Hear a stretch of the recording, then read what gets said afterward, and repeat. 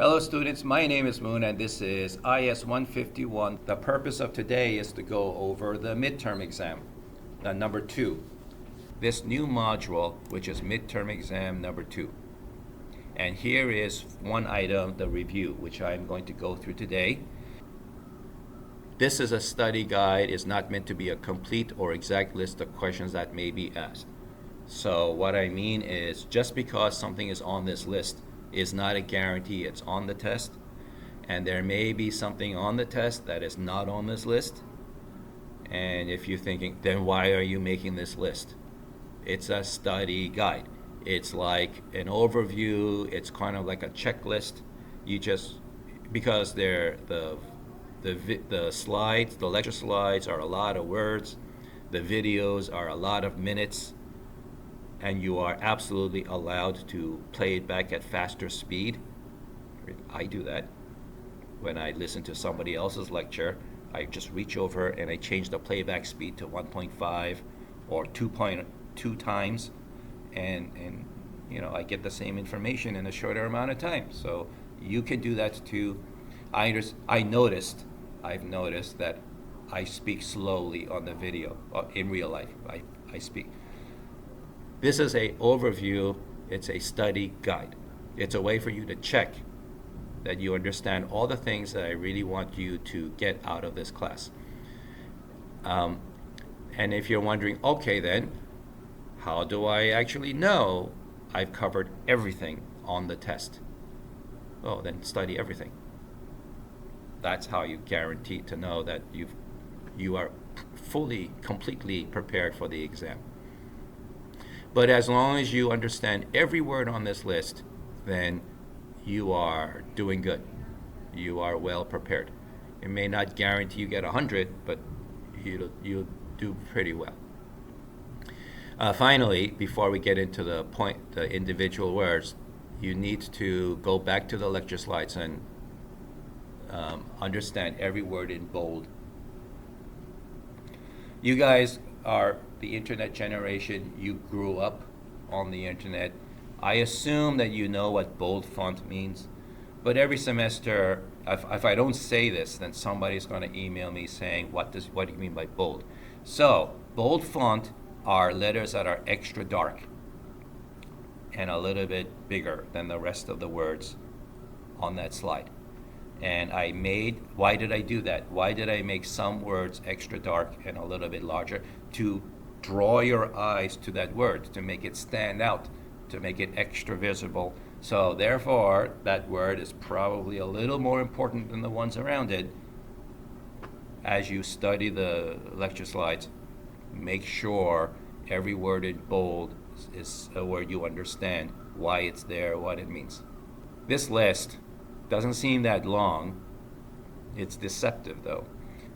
Why did I do that? Why didn't I group it by lecture slide? Because I want you to find it. I'm not going to tell you where they are, which slide they are from. I guarantee every one of these is on a slide somewhere. You have to find it. Why? The act of finding it will make you value it more.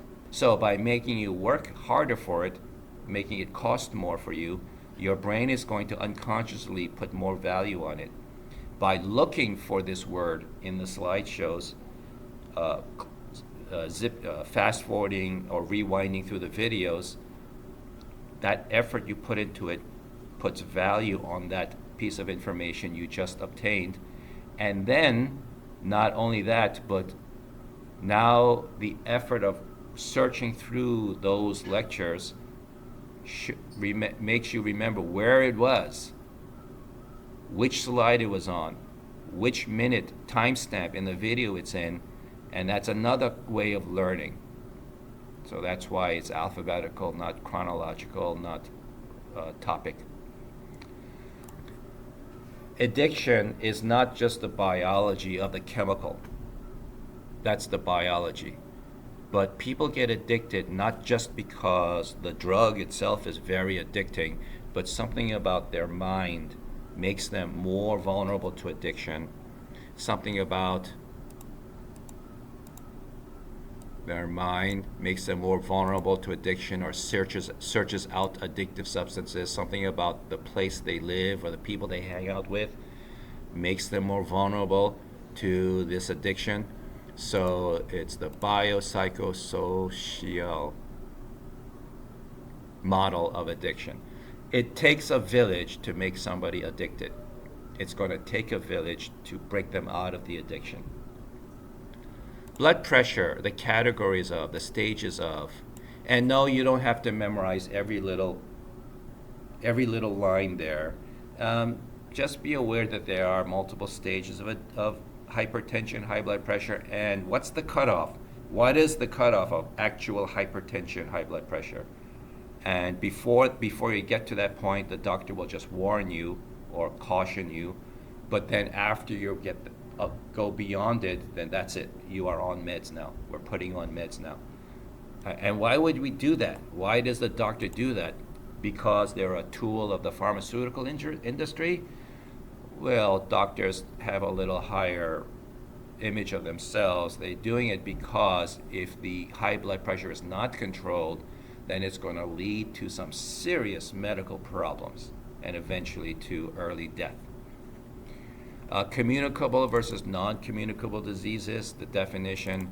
Dependence is addiction, like how do you get dependent on a drug. DALY, oh wait, that sounds familiar. From the first midterm exam about epidemiology, why do you have to learn it again? So the first exam, you had to calculate it. This time, you just recognize it. You don't have to calculate it. I'm not going to give you numbers. You don't have to do math. But it's one of the answer choices.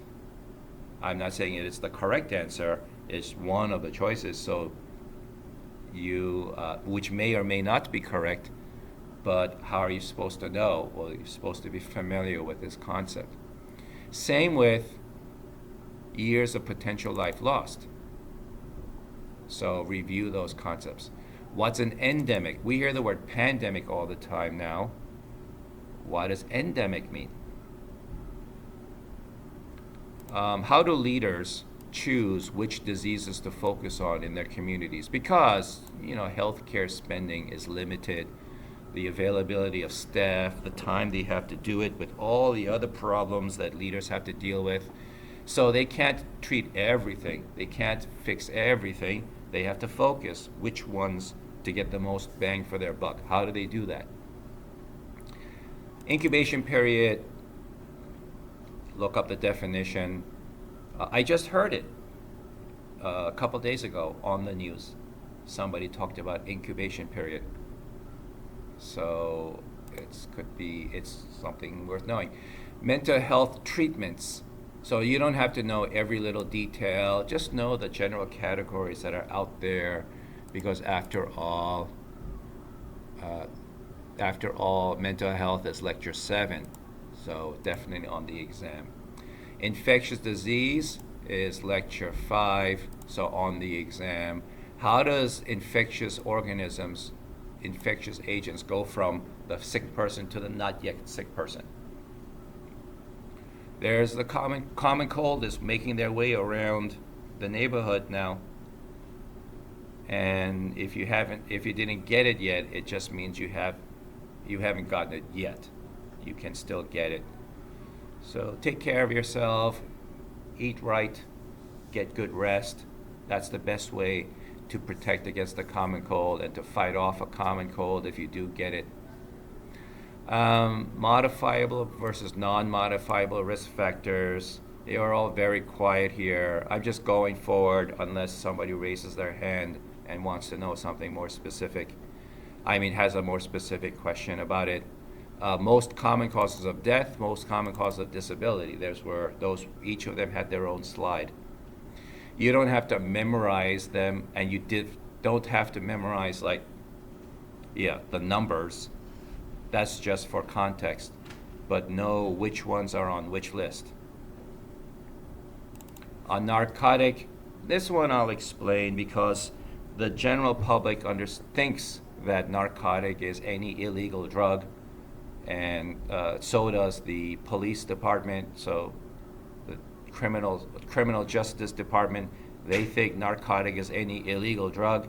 But over in the medical department, narcotic is just things that put you to sleep, not the uppers. So in the medical department, cocaine is not a narcotic, it's a stimulant. But in the criminal justice department, cocaine is a narcotic, it's an illegal drug. Communicable versus non-communicable disease. Oh, is this a duplicate? No, okay.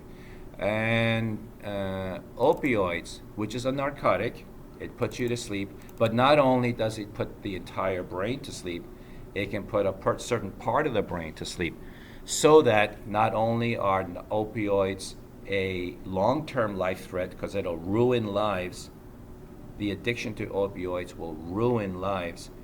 They're still alive, but they will ruin them. But it is a short-term, immediate life threat, because overdose can kill them. How? Homework assignment question. How do opioids kill people in the short term? Most of you got it right. So now is your chance to show me that you remembered. What about respiration?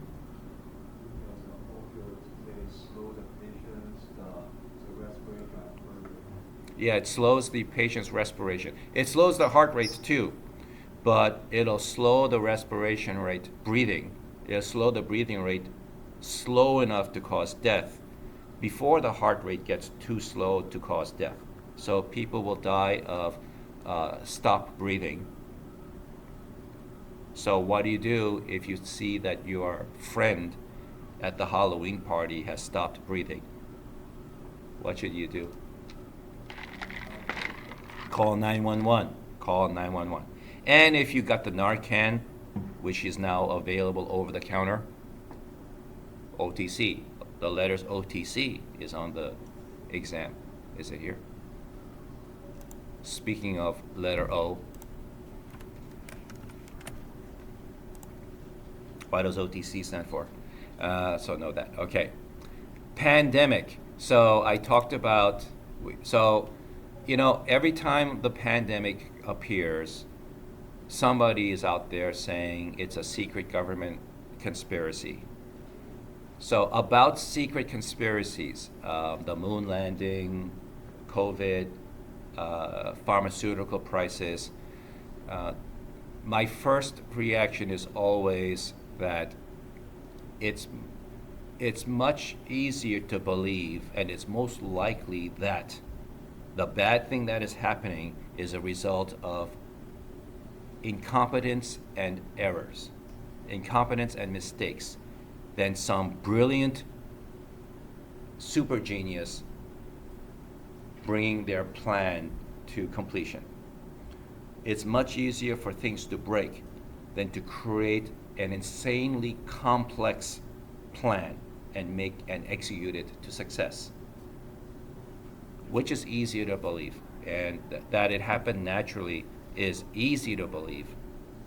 No matter what the government conspiracy is, the fact that it happened naturally is easy to believe. Because, why? Because how can these mutations happen? Don't you need a secret government lab to make mutations happen? No, mutations happen all the time. It's natural, it's how life finds a way. In fact, it's much harder to prevent a mutation than to cause it to happen. So life mutates on its own. There are cells mutating on you right now. No matter how healthy you are, no matter how often you wash your hands, no matter how much horse tranquilizer you eat, mutations are happening on you right now. However, if you are healthy, you eat right, you stay fit, you have no current medical problems, then your immune system is competent enough to detect them and destroy them. So it is your immune system working as planned. And you are not going to turn into some comic book superhero.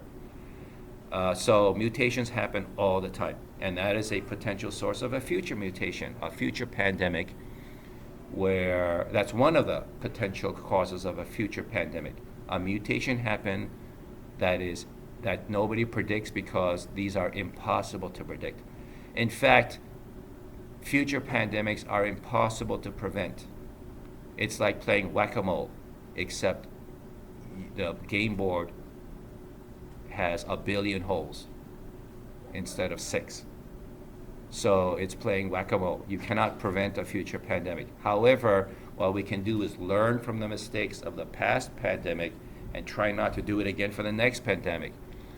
Learn about how to make our systems better, more responsive, more effective. Learn how to plan our responses so that we do a better job of handling the next pandemic. And then mistakes will be made for the next one. So we learn from that and we get better at it for the next one. That's how we prepare for pandemics. Peripheral artery disease. How do you know? That was a homework assignment question. How do you know somebody has peripheral artery disease? So go back to the homework assignment, review it. Primary versus secondary versus tertiary prevention. Okay, so primary is not letting, prevention, different kinds of prevention. So primary prevention is not letting them get the disease in the first place. Secondary is they got the disease, it's too late to stop it from happening. But now you can prevent them from letting the disease get worse. That's secondary prevention. Tertiary prevention is those things that you're using in the secondary prevention is now making the patient sick. How can what you do to help the patient make the patient worse? That's kind of like the opposite, isn't it? Well, every medical therapy has side effects. Name it. They all have side effects. You give them a glass of water, that has side effects. You drive them to the hospital, that has side effects. You can get into a car accident. Everything that you do for somebody has side effects. So sometimes those side effects are pretty serious or very concerning. So tertiary is dealing with those side effects. So in video on this day, I handled a couple of examples from class participation. Okay, SMART objectives: specific, measurable, achievable, realistic, and time dependent. The R, there R can stand for other things than just realistic,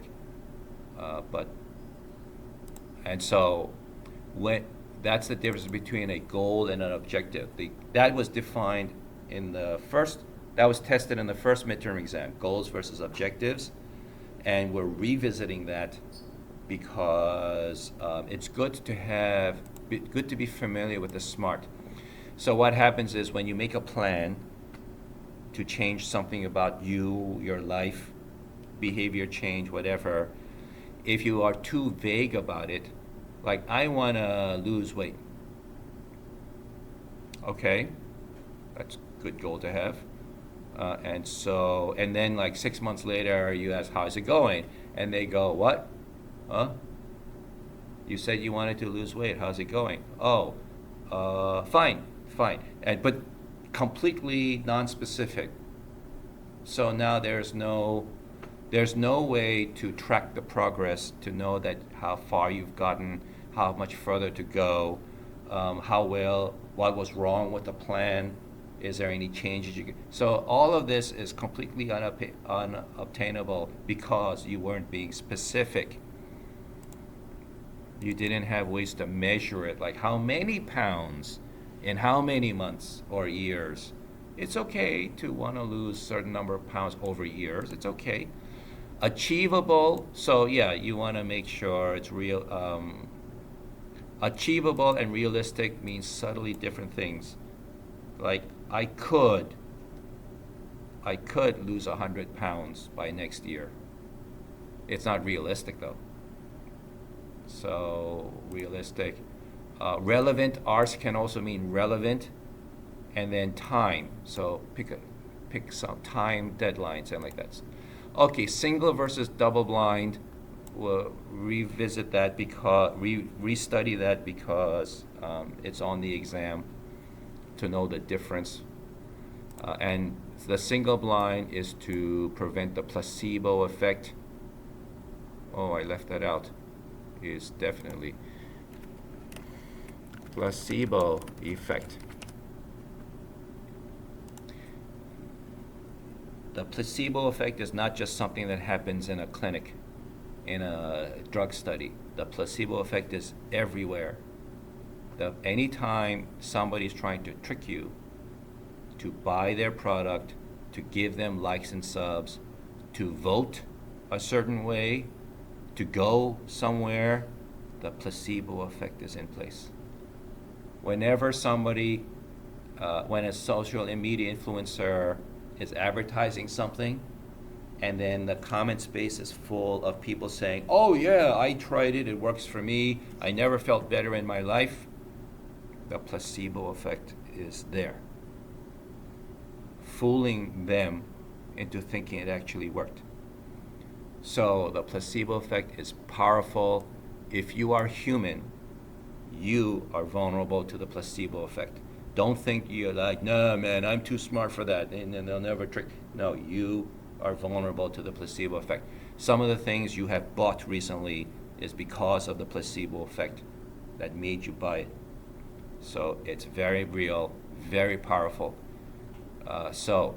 And it's the reason why some of these industries, these supplement industries, are making billions of dollars. Their whole business model is leveraging the placebo effect, even though what they're selling is literally just water. They're just selling water, but with like food coloring. But their buyers, their dedicated consumers all believe that it works because of the placebo effect.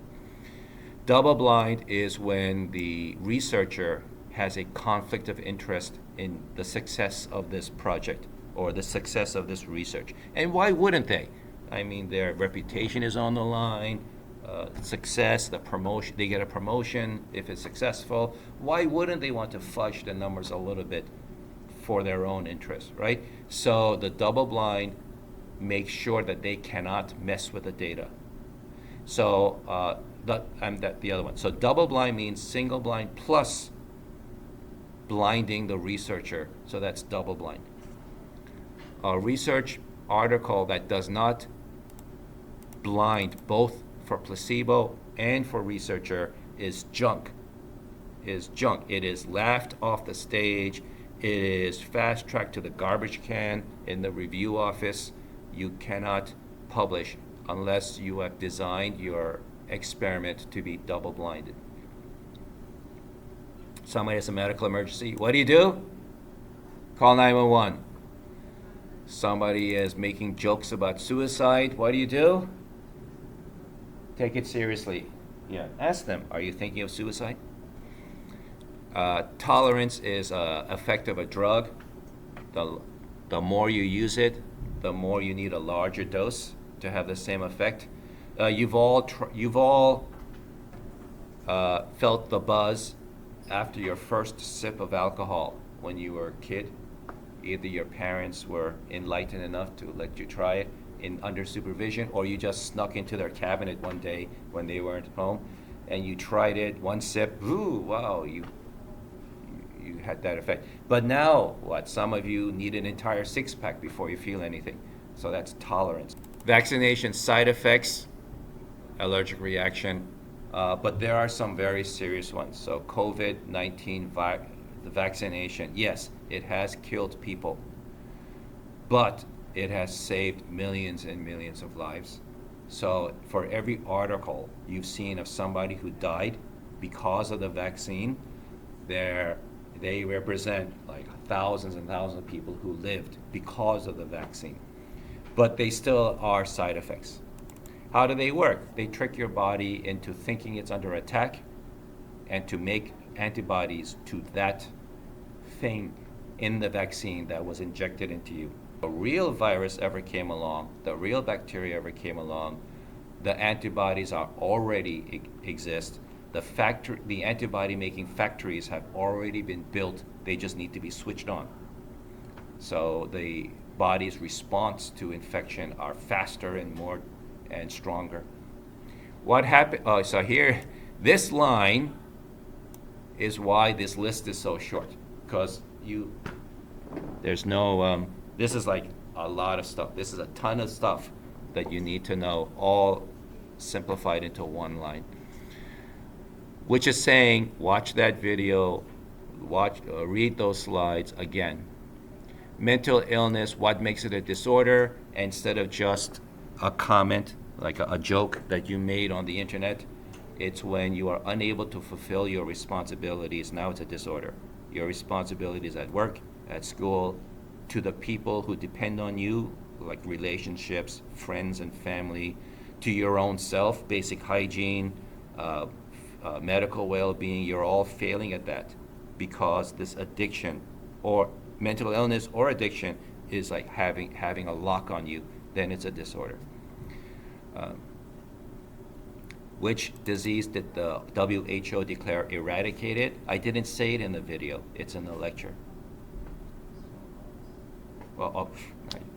All right, so the people near you heard it, but the people on the microphone did not hear you, so we're going to leave it that way. Those of you who are on the list watching this video, you have to look it up. What did I say was eradicated, is eradicated in the world. It still exists though. A few people around the world still get it, but then the health officials respond and quickly put the kibosh on it. Meanwhile, did I say it? Did I accidentally say it? Okay. Meanwhile, that organism still exists in secret government labs. After I said all that, yes, secret government labs contain a sample of every known infectious organism. Why? So that they can prepare for the next war? Well, no, they just need samples around so that they have something to study in case there's an outbreak. Nothing is better than the real thing. Computer simulations, not enough. Textbooks, people write about it, history books, not enough. The best way to learn about something is to study the real thing. So they have these in vials, deep under the ground, like Resident Evil kind of setup. That's a computer game. It's just in case they need a live sample, it's under there. So, and then withdrawal is if you are dependent, if you do have you built up tolerance until finally you are dependent on a drug or a behavior, and now you suddenly quit too soon, then you will suffer side effects of quitting too soon, and that's called withdrawal. And that's when you are definitely now addicted. And I mentioned YPLL. Okay, end of list. Any questions? Come up to me individually and ask questions that you're too shy to ask publicly. So good luck.